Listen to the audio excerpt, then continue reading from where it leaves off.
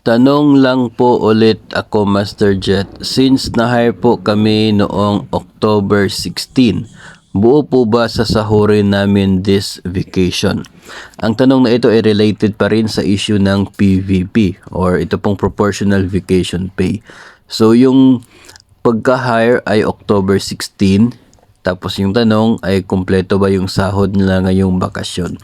Tandaan po natin na magkakaroon ka lamang ng kumpletong sahod tuwing school break, Christmas break at school break kung kumpleto rin ang service mo sa isang school year.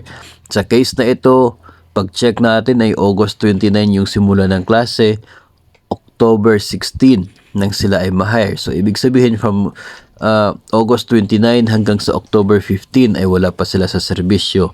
So, yung period na yan ay mayroon niyang PVP days na hindi nila na-earn kasi wala pa sila sa service. In other words, ay kulang ng kaunti yung kanilang naipon na PVP days compared doon sa actual days ng school break at Christmas break.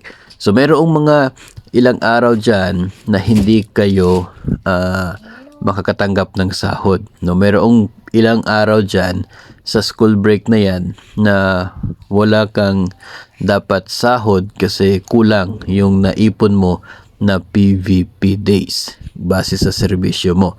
Ngayon, yung actual na sahod na matatanggap during school break ay nakadepende po yon sa inyo pong PSU.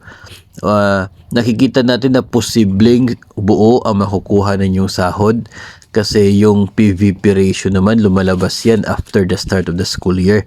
So expected natin yan siguro mga nasa August pa lalabas yung PVP ratio na basis ng computation.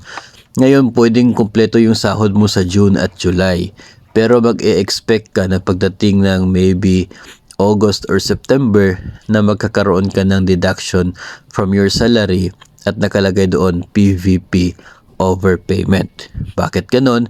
Kasi hindi dapat buo yung sahod mo tuwing bakasyon, pero kung babigyan ka nila ng kompletong sahod, so mag-e-expect ka talaga ng overpayment na deduction pagdating ng maybe August or September. Depende po yun sa paglabas ng PVP ratio through a DepEd memorandum at depende po yan sa pag-implement niyan ng inyo pong PSU.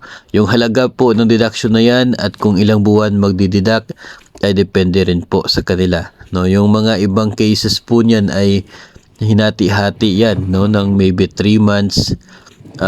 Depende po sa halaga kasi ng overpayment na dapat i-deduct from your salary.